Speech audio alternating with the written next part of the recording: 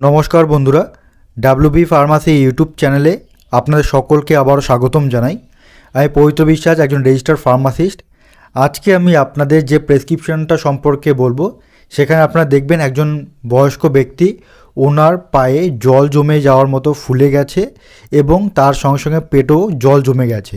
তো কী কারণে পেটে জল জমে যায় বা ফুলে যায় বা পায়ের মধ্যে জল জমে ফুলে যায়, তার জন্য ডাক্তারবাবুরা কী ধরনের পরীক্ষা দিয়ে থাকেন এবং সেই সমস্যার জন্য ডাক্তারবাবুরা কোন ধরনের ওষুধ এবং ওষুধগুলো খাওয়ার যে ডোজ কীভাবে দেওয়া হয় সেই সম্পর্কে আমরা বিস্তারিত আলোচনা করব। তো ভিডিওটি একটু বড় হবে, কারণ এখানে টেস্ট সম্পর্কে আলোচনা করব এবং ওষুধ সম্পর্কে আলোচনা করব, তার সঙ্গে রোগগুলো সম্পর্কে। তো ভিডিওটি প্রথম থেকে শেষ পর্যন্ত অবশ্যই দেখবেন, এবং আপনি যদি প্রথমবার আমার এই ভিডিওটি দেখছেন, ভিডিওটি দেখে যদি আপনার ভালো লাগে তাহলে অবশ্যই পাশে থাকার জন্য চ্যানেলটিকে সাবস্ক্রাইব করবেন। তো দেখুন বন্ধুরা, প্রেসক্রিপশানটিতে পেশেন্টের ডিটেলসের মধ্যে নাম, বয়স, সেক্স দেওয়া থাকে, সেটা কিন্তু এখানে রয়েছে। 75 বছর ওনার বয়স। উনি ডিসেম্বর মাসের 2 তারিখে ডাক্তারবাবুকে দেখিয়েছেন এবং ডাক্তারবাবুকে সমস্যাগুলো জানানোর পর ডাক্তারবাবু ওনার সাইন সিমটমসগুলো বুঝে যে ক্লিনিক্যাল নোটসের মধ্যে ফাইনাল ডায়াগনোসিস নোট ডাউন করেছেন, সেটা হচ্ছে বাইপেডাল সোয়েলিং। বাইপেডাল কথার মানে হচ্ছে দুই পায়ে, আর সোয়েলিং মানে হচ্ছে পা ফুলে গেছে। এবং তার সঙ্গে দেখুন এখানে পেডাল ওয়েডেমা লেখা রয়েছে। পেডাল ওয়েডেমা কথার মানে হচ্ছে, মানে এডেমা বা ওয়েডেমা একটা মেডিকেল টার্ম, যার মানে হচ্ছে পা ফুলে যাওয়া।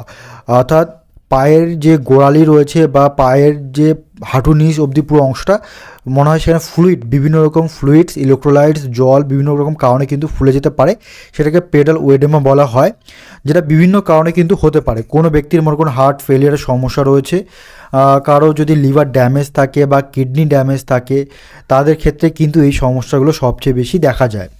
কোনো ব্যক্তির যদি পায়ের শিরাগুলো খুব দুর্বল টাইপের হয় বা ড্যামেজ থাকে, তাহলেও কিন্তু ওই সমস্যাগুলো দেখা যায়। এই ওয়েডেমা বা এডেমা সেটা অ্যাকচুয়ালি গ্রেডিং হিসাবে এখানে ডাক্তারবাবু এখানে চিহ্ন করেছেন, পেডাল ওয়েডেমা লেখার পাশে দুটো প্লাস চিহ্ন দিয়েছেন, মানে গ্রেড 2 লেভেল। তো অ্যাকচুয়ালি গ্রেডিং হিসাবে যদি এডেমাকে ডিভাইড করা হয় তাহলে 4টা গ্রেড হবে। গ্রেড 1 একটা প্লাস চিহ্ন, গ্রেড 2 মানে দুটো প্লাস চিহ্ন, গ্রেড 3 মানে 3টা প্লাস চিহ্ন, গ্রেড 4 মানে 4টা প্লাস চিহ্ন। অর্থাৎ যেখানে পা ফুলে গেছে ওখানে যদি আপনি আঙ্গুল দিয়ে একটু ডিপ করেন, তো সেটা প্রায় 2 মিলির মধ্যে যদি ডিপ হয় এবং সেটা যদি সঙ্গে সঙ্গে যদি রিকভার হয়ে যায়, জায়গা সমান হয়ে যায়, তাহলে সেটা ধরা হবে গ্রেড 1-এর মধ্যে। যদি জায়গাটা আপনি আঙ্গুল দিয়ে চাপ দিলেন, সেটা 3 থেকে 4 মিনিট ডিপ হলো এবং সেটা রিকভার হতে, রিবাউন্ড হতে 15 সেকেন্ড তার সময় বা তার কম সময় লাগাচ্ছে, তাহলে গ্রেড 2। আর যদি সেটা 15 থেকে 60 সেকেন্ডের মধ্যে সময় লাগে এবং পাশে 6 মিনিটের ডিপ হয়, তাহলে সেটাকে বলা হবে গ্রেড 3। এবং কোনো কারণে যদি দেখা যায় আপনি আঙুল দিয়ে ডিপ করছেন, সেটা আর 8 মিলিমিটার অব্দি ডিপ হচ্ছে এবং সেটা রিবাউন্ড হতে 2 থেকে 3 মিনিট সময় লাগছে, সেটা গ্রেড 4। যত বেশি গ্রেড হবে তত বেশি চিন্তার কারণ হবে, সেই সমস্যাটা কিন্তু আরও বেশি গুরুতর ধরা হবে। তো এই ক্ষেত্রে পেশেন্টরা রয়েছে গ্রেড 2 পেডাল ওয়েডেমা। তারপর দেখুন বন্ধুরা, যেরকম পায়ে জল জমে যাওয়াটাকে ওয়েডেমা বা পেডাল ওয়েডেমা বলা হচ্ছে, তেমনি পেটের উপরে জল জমে যাওয়াটাকে বলে অ্যাসাইটিস। তো অ্যাসাইটিস একটা প্লাস চিহ্ন মানে গ্রেড 1। এক্ষেত্রেও অ্যাসাইটিস মানে 3টা গ্রেড হয়, গ্রেড 1, গ্রেড 2, গ্রেড 3। গ্রেড 1টা হচ্ছে মিল্ড অ্যাসাইটিস, গ্রেড 2টা হচ্ছে মডারেট অ্যাসাইটিস, আর গ্রেড 3 হচ্ছে লার্জ অ্যাসাইটিস। অর্থাৎ বেশি পরিমাণে জল জমে যাওয়াটাকে গ্রেড 3-র মধ্যে ধরা হয়। তো এই ক্ষেত্রে গ্রেড 1 রয়েছে, তো জলের পরিমাণটা অনেকটা কম রয়েছে, প্রায় 50 ml বা তার কাছাকাছি। তো এই ক্ষেত্রে পেশেন্টটা যে কারণে এই সমস্যাগুলো হয় সে বলা যেতে পারে, সেটা লিভারের সমস্যার কারণে হতে পারে, যেটাকে সিরোসিস অফ দ্য লিভার বলা হয়। কোনো ব্যক্তি যদি বেশি পরিমাণে মদ্যপান করছেন, তাহলে সেক্ষেত্রেও কিন্তু হতে পারে। ডিফারেন্ট টাইপস অফ ক্যান্সারের কারণে কিন্তু হতে পারে, তা আগের থেকে বলা খুবই মুশকিল। তার জন্য বিভিন্ন পরীক্ষা নিরীক্ষা করা খুবই প্রয়োজন হয়। কী ধরনের পরীক্ষা সেটা একটু পরে আপনাদের বলবো। তারপর দেখুন বন্ধুরা, এখানে পেশেন্টের ব্লাড প্রেশার মেজার করা হয়েছে। ব্লাড প্রেশার মানে রক্তচাপ। রক্তচাপ প্রত্যেকটা বাচ্চা থেকে শুরু করে বয়স্কদের বিভিন্ন বয়স এবং বিভিন্ন কন্ডিশন অনুযায়ী বিভিন্ন হয়। এই ক্ষেত্রে প্রাপ্তবয়স্ক যে ব্যক্তি রয়েছেন, বয়স্ক ব্যক্তি 75 বছর ওনার বয়স, প্রেশার রয়েছে 145/67 মিলিমিটার অফ মার্কারি। অর্থাৎ উপরের প্রেশারটাকে বলা হয় সিস্টোলিক ব্লাড প্রেশার, আর নিচের ব্লাড প্রেশারটাকে বলা হয় diastolic blood pressure. Systolic blood pressure সেটা এই বয়সকালে 130-এর কাছাকাছি থাকলে সেটা স্বাভাবিক ধরা হয়, এবং নিচের ব্লাড প্রেশার সেটা 90-এর কাছাকাছি থাকলে সেটা স্বাভাবিক ধরা হয়। তো এই ক্ষেত্রে ব্লাড প্রেশার উচ্চ রয়েছে এবং প্রায় ওনার উচ্চ ব্লাড প্রেশার কিন্তু থাকে। তারপর দেখুন বন্ধুরা, এখানে একটা জিনিস আপনাদেরকে বলা হয়নি, সেটা হচ্ছে পালপেবল লিভার লেখা রয়েছে এখানে। তো পালপেবল লিভার কথা মানে হচ্ছে এনলার্জমেন্ট অফ দ্য লিভার, অর্থাৎ লিভারের যে নর্মাল সাইজ থাকা উচিত সেটা যদি কোনো কারণে বেড়ে যায়, সেটা বিভিন্ন কারণে হতে পারে, ইনফেকশনের কারণে হতে পারে, প্যারাসাইটসের কারণে হতে পারে, অ্যানিমিয়াসের কারণে হতে পারে, টক্সিস্টেটের কারণে হতে পারে, বিভিন্ন রকম রোগ রয়েছে ওটার কারণে হতে পারে, হার্ট ফেলিয়ার সমস্যা থাকলে হতে পারে, বিভিন্ন রকম কারণে কিন্তু হতে পারে। তো এই সমস্যাটাও কিন্তু ওনার রয়েছে, যার কারণে ঠিকমতো ডাইজেশন হয় না, কনস্টিপেশনের সমস্যা হতে থাকে। এই ধরনের মানে লিভার তো মেন পার্ট বডির, লিভার কিন্তু সব ফুড বা সব কিছু ডাইজেস্ট করতে সাহায্য করে। তো লিভার যদি সমস্যা থাকে তাহলে কিন্তু বিভিন্ন প্রবলেম হতে পারে। তারপর দেখুন বন্ধুরা, তো এই সমস্ত রোগগুলো কতটা গুরুতর বা আরও অন্যান্য সমস্যা রয়েছে কিনা তার জন্য ডাক্তারবাবু কিন্তু এখানে বিভিন্ন রকম পরীক্ষা কিন্তু দিয়ে থাকেন।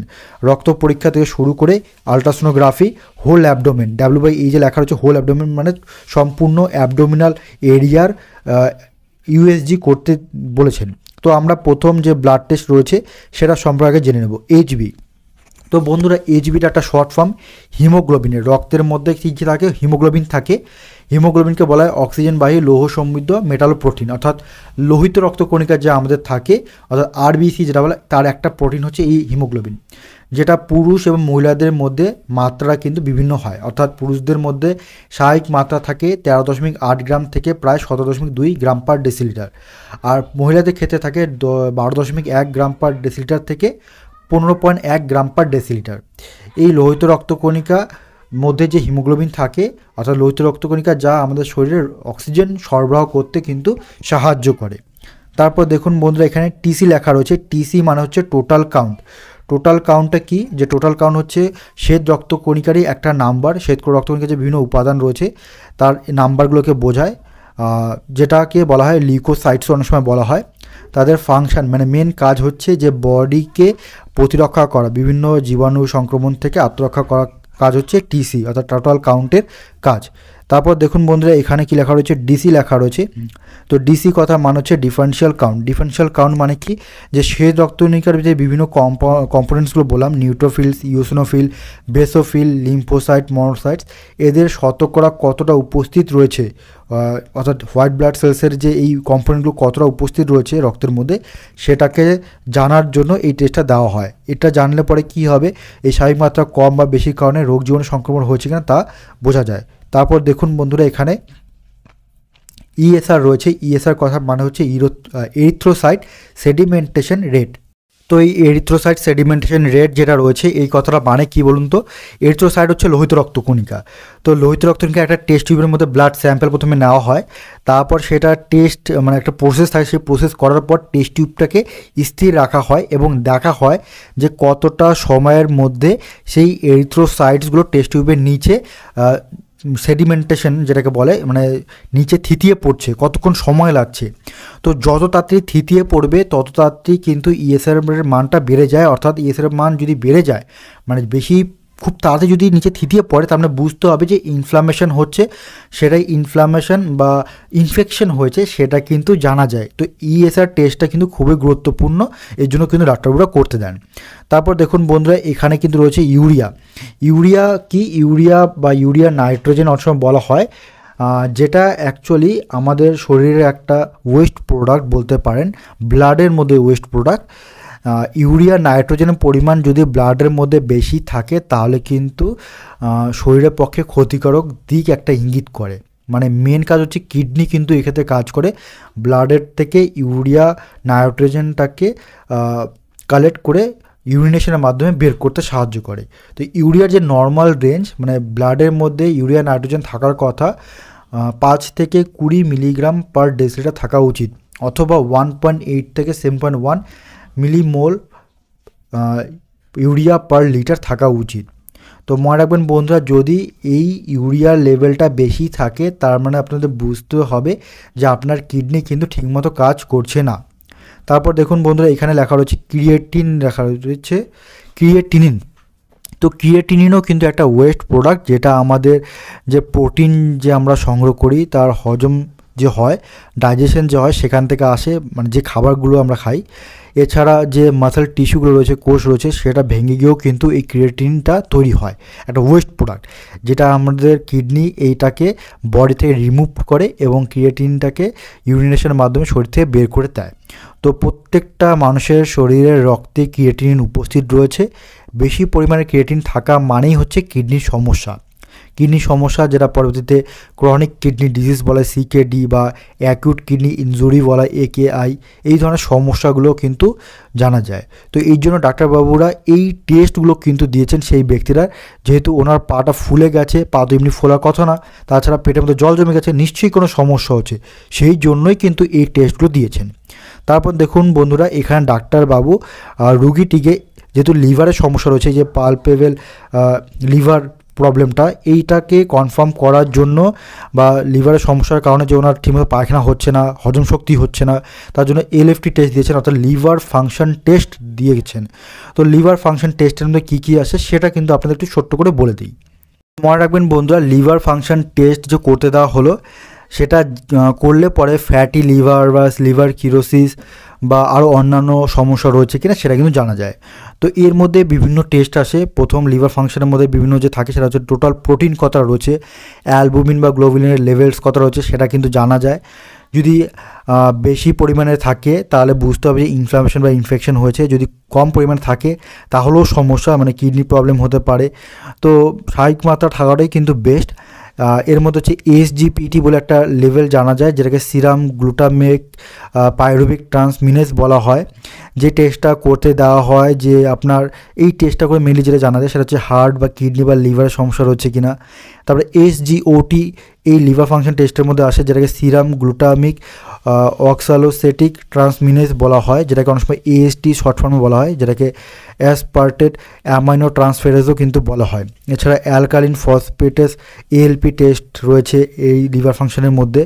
লিভার ফাংশন টেস্টের মধ্যে গামা গ্লুটা মিল ট্রান্সফেরেজ টেস্ট বলা হয়, যেটাকে লিভার বাইল বা লিভারের কোনো সমস্যা রয়েছে না সেটা জানা যায়। এছাড়া আরেকটা টেস্ট এর মধ্যে চলে আসে, যেটা আমরা জন্ডিস যে বলি, সেই জন্ডিসটা কিন্তু লিভার ফাংশন টেস্টের মাধ্যমে জানা যায়, কারণ এর মধ্যে সিরাম বিলিরুবিন বলে একটা টেস্ট হয়, সেটা কিন্তু এই লিভার ফাংশন টেস্টের মধ্যে আসে। যে টেস্টটা করলে জন্ডিস হয়েছে কিনা সেটাও কিন্তু জানা যায়।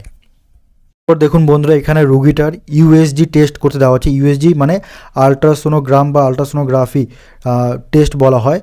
তো এটা হচ্ছে WA লেখা রয়েছে, মানে হোল অ্যাবডোমেন, মানে সম্পূর্ণ পেটের। অর্থাৎ এই টেস্টটা করলে কিডনি থেকে শুরু করে লিভার, গল ব্লাডার, বাইল ডাক্টস, প্যানক্রিয়াস, স্প্লিন এবং আরও অন্যান্য যে অঙ্গগুলো রয়েছে সেই ইমেজটা কিন্তু ক্লিয়ার হয়ে যায়, বা তাদের কন্ডিশন বা তাদের স্ট্রাকচার বা কী ফর্মে রয়েছে সেটা কিন্তু বোঝা যায়। তার জন্য USG এই টেস্টটা কিন্তু ডাক্তারবাবুটা দিয়েছেন সেই রুগীটার।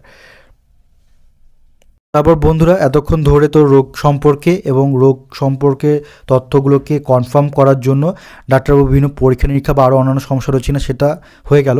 এবার চলে আসি আমরা ওষুধগুলো সম্পর্কে। এতক্ষণ গেল। তো প্রথম যে ওষুধটা ডাক্তারবাবু দিয়েছেন, দেখুন এখানে ট্যাবলেট অ্যালডাকটন দিয়েছেন। অ্যালডাকটন যেটা 25 মিলিগ্রামের ওষুধটা খাওয়ার যে ডোজ বলেছেন 1 ট্যাবলেট, একটা করে ট্যাবলেট ODPC, মানে দিনে একবার করে খাবার পর। আমি এটা কী করে বললাম, কারণ ODPC কথাটা মানে হচ্ছে ওমনি ডাই, আর PC কথা মানে হচ্ছে পোস্ট সাইবোস, এটা ল্যাটিন শব্দ থেকে এসছে, মানে দিনে একবার করেই খাবার পর, অবশ্যই সেটা নির্দিষ্ট টাইমে। মানে মনে করুন সেই রোগীটা আজকে সকালে খেলো, কালকে দুপুরে খাচ্ছে বা রাতে খাচ্ছে, এরকমটা না, একটা নির্দিষ্ট টাইমে কিন্তু খেতে হবে, কন্টিনিউ 2 উইকস, মানে 2 সপ্তাহ। এবার প্রশ্ন হতে পারে বন্ধুরা আপনাদের, যে অ্যালডাকটন যে আপনি স্যার ওষুধটা বললেন, যে এটার মধ্যে কি কম্পোজিশন থাকে বা এই কাজটা কি, এটার মধ্যে যে কম্পোজিশন থাকে সেটা থাকে কি স্পাইরোনোল্যাকটোন 25 মিলিগ্রাম থাকে, যেটা বলুন হাইপার টেনশন মানে উচ্চ রক্তচাপ বা পা ফোলা, যেটা এডেমা বলছি, বা লো পটাশিয়াম যদি থাকে কোনো ব্যক্তির, বা হার্ট ফেলিয়ারের সমস্যা রয়েছে, তাদের ক্ষেত্রে কিন্তু এই ওষুধটা দেওয়া হয়। কারণ অ্যালডাকটনটা মধ্যে যে কম্পোজিশন থাকে স্পাইরোনোল্যাকটোন, সেটা অ্যাকচুয়ালি এটাকে বলা হয় পটাশিয়াম স্পেরিং ডাইউরেটিক। মানে এটা কি করবে, বডির থেকে এক্সেস বা এক্সট্রা অ্যামাউন্ট যে জল বা ইলেকট্রোলাইট যে জমে রয়েছে, যার কারণে পাটা ফুলে গেছে, সেটাকে কিন্তু বের করে দেবে, কিন্তু পটাশিয়ামের লেভেলটাকে কোনো এফেক্ট করবে না, মানে পটাশিয়ামটাকে বের করবে না, পটাশিয়াম বাদ দিয়ে বাকি অন্যান্য যে এক্সট্রা ওয়াটার বা ইলেকট্রোলাইটস রয়েছে সেটা কিন্তু বের করে দেবে, যার ফলে পায়ের ফোলাটা বা পেটের মধ্যে জল জমেছে সেটা কিন্তু অনেকটা কমে যাবে। তারপর দেখুন বন্ধুরা, এখানে পরবর্তীতে ডাক্তারবাবু যে ওষুধ দিয়েছেন সেটা কি, সেটা হচ্ছে ল্যাসিক্স, ট্যাবলেট ল্যাসিক্স 40 মিলিগ্রাম। যে ওষুধটা এটা স্যানোফি ইন্ডিয়া লিমিটেড কোম্পানির তৈরি। যে ডোজ বলেছেন হাফ ট্যাবলেট, 1/2 মানে হাফ ট্যাবলেট ওডিপিসি, এটাও দিনে একবার করে। ওডি মানে ওমনি ডাই, পিসি মানে পোস্ট সার্ভিস, অর্থাৎ ল্যাটিন শব্দ থেকে এসছে দিনে একবার করেই খাবার পর। এটাও সেম, এটাকে বলা হয় ডাইউরেটিক ড্রাগ, কারণ এর মধ্যে রয়েছে ফুরোসেমাইড প্রিপারেশনের ড্রাগ। এটাও ঠিক একইরকমভাবে, এটা যদি কোনো ব্যক্তির হঠাৎ করে ব্লাড প্রেশার বেড়ে যায় তাহলে এই ওষুধটা যেরকম খাওয়ার পর যেরকম ইঞ্জেকশন হয় তৎক্ষণাৎ কিন্তু এটা যতক্ষণ কার্যকলাপ শুরু হয়ে গেলে ঘন ঘন মূত্র হয়ে মানে নর্মাল যে ইউরিনেশন হয় সেটা দ্বিগুণ হয়ে যাবে। মানে এটাকে ডায়ুরেটিক এই কারণে বলা হয়, ডাই মানে কি দ্বিগুণ, আর ইউরেটিক মানে ইউরিনেশন মানে মূত্রত্যাগ। তো মূত্রত্যাগ দুবার হবে, মানে যেটা নর্মাল হয় একবারের জায়গায় দুবার হবে, তো এই জন্য এটা ডায়ুরেটিক ড্রাগ বলা হয়। তো প্রথমটা যে বললাম অ্যালডাকটন, আর এটা যে বলছি ল্যাসিক্স, এই দুটোর মধ্যে তফাৎ এটাই যে ওটা পটাশিয়ামকে বের করতে না, কিন্তু এটা কি করবে বডিতে পটাশিয়াম সহ অন্যান্য ইলেকট্রোলাইটসগুলোকেও কিন্তু বের করে দেবে ইউরিনের মাধ্যমে, যার কারণে এটাকে ডায়ুরেটিক ড্রাগ বলা হয়। তো এটার সাইড ইফেক্টস হচ্ছে একটাই, যে এটা কি করবে, মানে একটা না অনেকগুলোই রয়েছে, যে শরীরের মধ্যে যদি আপনি এটা বেশি মাত্রায় সেবন করা হয় তাহলে বডির নর্মাল যে ইলেকট্রোলাইটস থাকা উচিত সেটাকেও বের করে দেবে। এছাড়া পটাশিয়াম ম্যাগনেশিয়ামটাকেও কিন্তু ব্লাডের মধ্যে যেটা উপস্থিত থাকে সেই পরিমাণটাও কিন্তু কমিয়ে দেয়। এছাড়া ইলেকট্রোলাইটের কিন্তু ইমব্যালেন্সও হতে পারে যদি বেশি মাত্রায় সেবন করা হয়। এছাড়া সোডিয়ামের লেভেলও কিন্তু অনেকটা কমে যায়। এই ল্যাসিক্সের এই হচ্ছে কাজ এবং এই হচ্ছে সাইড এফেক্টস। তারপর দেখুন বন্ধুরা, এখানে যেরকমটা বললাম যে পেশেন্টের লিভারের সমস্যা রয়েছে, তার মানে ওই ব্যক্তিটার কি হবে, পায়খানা শক্ত হবে, পায়খানা ঠিকমতো ক্লিয়ার হবে না, এছাড়া গ্যাস্ট্রিকের সমস্যা হবে, বিভিন্ন সমস্যা হতে পারে। তার জন্য পায়খানা কিন্তু শক্ত হবে, মানে কোষ্ঠকাঠিন্য, যেটাকে ইংলিশে বলা হয় কনস্টিপেশন। তো তার জন্য ডাক্তারবাবু আগের থেকে ল্যাকটুলোজ সিরাপ দিয়ে দিয়েছেন। ল্যাকটুলোজ একটা ল্যাক্সেটিভ টাইপ ইনগ্রেডিয়েন্টস, যেটাকে আমি যদি আপনাদের একটা ব্র্যান্ড নেম বলি তাহলে ডুফাল্যাক অ্যালকেম কোম্পানি তৈরি, খুব ভালো একটা সাসপেনশন, যেটা খাওয়ার ডোজ বলছে 15 ml করে, 15 ml বিডিপিসি কন্টিনিউ খাওয়ার কথা বলেছেন, কারণ ওনার সমস্যাটা কিন্তু অনেকটা বেশি। এছাড়া যাদের কোষ্ঠকাঠিন্য হঠাৎ করে হয় তখন কিন্তু একটা ওরা SOS বলে উল্লেখ করে দেন যে যখন পায়খানাটা শক্ত হবে তখনই এই সিরাপটা খাবেন, আর না হলে এক্ষেত্রে যেমন বলে দিচ্ছে যে রুগীটিকে প্রতিদিন খাওয়ার কথা বলেছে কন্টিনিউ 5 দিন 15 ml করে, রাত্রিবেলা, কখন রাত্রিবেলা এবং সকালবেলা, অর্থাৎ বিডিপিসি বলে দিয়েছেন দিনে 2 বার করে খেতে হবে। অথবা ডাক্তারবাবুরা অনেক রুগীদের শুধুমাত্র রাত্রিবেলা খাওয়ার পরামর্শ দিয়ে থাকেন। তো এই ল্যাকটুলোজ যে সিরাপটা বলছি এটার মধ্যে যে কম্পোজিশন থাকে ল্যাকটুলোজ সেটা থাকে 3.35 গ্রাম পার 5 ml। তো এটা কনস্টিপেশনে দেওয়া হয়। এছাড়া যাদের লিভারের সমস্যা, যেটা হেপাটিক এনসেফালোপ্যাথি বলা হয়, লিভারে এক ধরনের সমস্যা, সেক্ষেত্রেও কিন্তু দেওয়া হয়। এরা কী করবে, ইন্টেস্টাইনের মধ্যে যে মলগুলো থাকে সেটার মধ্যে অসমোসিস প্রক্রিয়ায় ওটার মধ্যেকে সফট করে দেবে এবং ওটার মধ্যে জলের উপস্থিতিকে বাড়িয়ে দেবে, যার ফলে এটা স্টুলটা সফট হবে এবং সহজেই ইন্টেস্টাইন হয়ে রেকটামের মাধ্যমে সেটা বেরিয়ে যেতে সাহায্য করবে। এই ওষুধটার একটা কিছু কমন সাইড ইফেক্ট, যেমন বমি ভাব বা অনেক সময় বেশি মাত্রা সেবন করলে ডায়রিয়াও হয়ে যেতে পারে বা অ্যাবডোমিনাল পেনও কিন্তু হতে পারে। এই ধরনের সমস্যাগুলো কিন্তু হতেই পারে, যদি বেশি হয় তাহলে ডাক্তার পরামর্শ অবশ্যই গ্রহণ করতে হবে। তারপর দেখুন বলতে এখানে ট্যাবলেট প্যান্টো 40 দিয়েছে গ্যাস্ট্রিকের সমস্যা যাতে না হয়, যেমন প্যান্টো 40-র মধ্যে থাকে যে কম্পোজিশন প্যান্টোপ্রাজল। ডোজ বলে দিই আগে, ODAC মানে দিনে একবার করেই খাবার আগে। ODAC কথা মানে হচ্ছে ওমনি ডাই, আর AC মানে হচ্ছে অ্যান্টিসাইবোস, অর্থাৎ ল্যাটিন শব্দতে এসে দিনে একবার করে খাবার আগে। কখন, অবশ্যই সেটা সকালে একটা করে বাসি পেটে দেওয়া হয়, কন্টিনিউ 10 দিন খাওয়ার কথা বলা হয়েছে। তো প্যান্টোপ্রাজলটাকে বলা হয় প্রোটন পাম্প ইনহিবিটর, কারণ এরা পাকস্থলীর ভিতরের লেয়ারে যে প্যারিস্টাল যে সেল থাকে সেটার মধ্যে প্রোটন পাম্পটাকে ইনহিবিট করে দেয়, যার ফলে এক্সেস অ্যামাউন্ট অফ অ্যাসিডি নিঃসরণ হয় না।